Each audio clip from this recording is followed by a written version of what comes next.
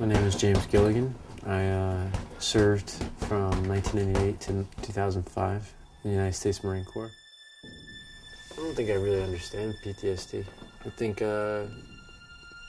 coming back from Iraq, we definitely knew, we were exposed to a lot of things that were going to alter us and change our lives forever.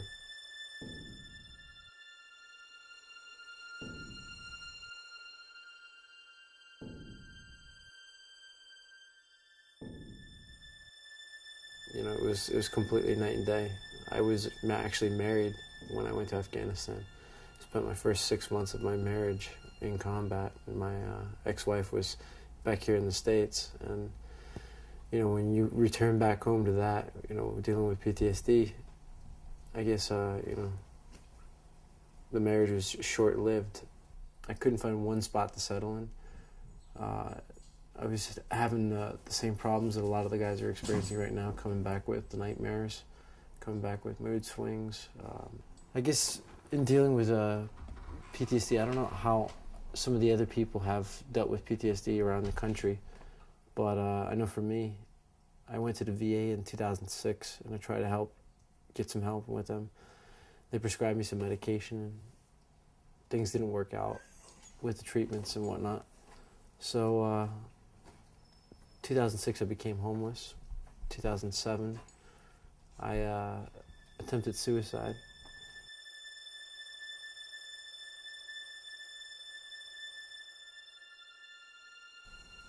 I tried going back to the VA to get some help, but the help that they give you is just, you have to repeat your story over and over and over again. You have to re-justify yourself. You have to bring up all these memories, and then while you're doing it, you have to walk through a hospital where every sixth or seventh guy is missing a limb. They wanted to only gravitate towards, the negative, which is that I had tried to take my life a couple of months earlier. So they locked me in a super lockdown facility. It was an acute psychiatric ward for 6 days. And after 6 days, they prescribed me with 14 different medications. And dealing with 14 different medications made me actually hear voices towards the end of the 6th night. And I actually had to get put back in the same hospital, same ward, same people, same doctors. Getting to the point of suicide is actually, it becomes almost like all of your thoughts are racing a lot. You can't really concentrate as far as what's going right and what's going wrong in your head. You can't make the simplest decisions. Simplest decisions get blown out of proportion, which spin your day out even further. But leading up to it, it definitely seemed like everything was, one day up and good and the other day down and out. But there was nobody I could reach out to. I had a girlfriend at the time I lived with, and she didn't even know I was going to try to take my life. I didn't want to continue living, because to continue to live was to continue to carry out this existence that I'm stuck in right now, which is having to deal with the memories of what's going on top of depression of my current situation. I actually attempted suicide. I believe it was late July, if not early August of 2007. I sat down on my backpack, and it was in a pretty public place, but it was up in the country in Bulgaria.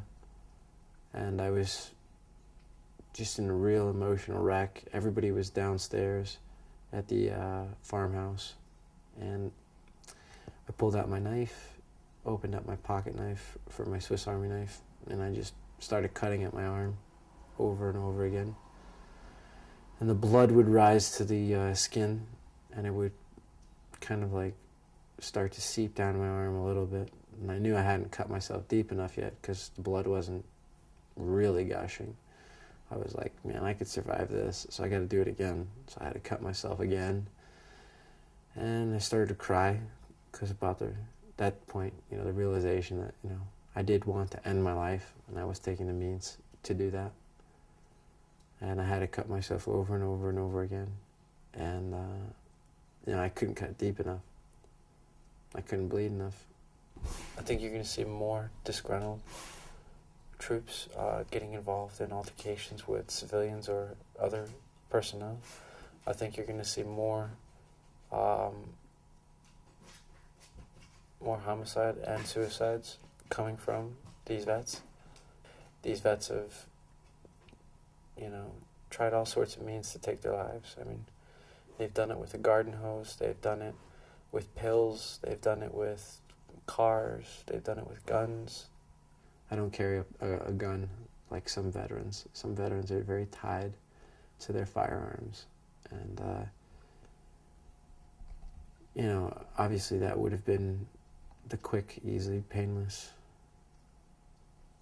final solution. And I haven't taken that solution yet.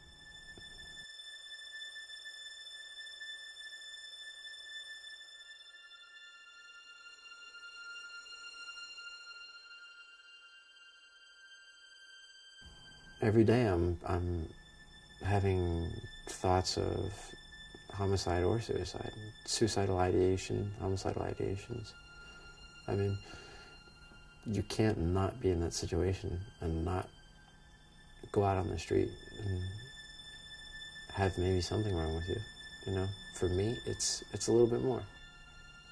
As far as suicide goes, I'm still depressed about a lot of things. There's still a lot of things that aren't fixed for me, and that aren't going to be fixed in the near future either. And that for me is troubling.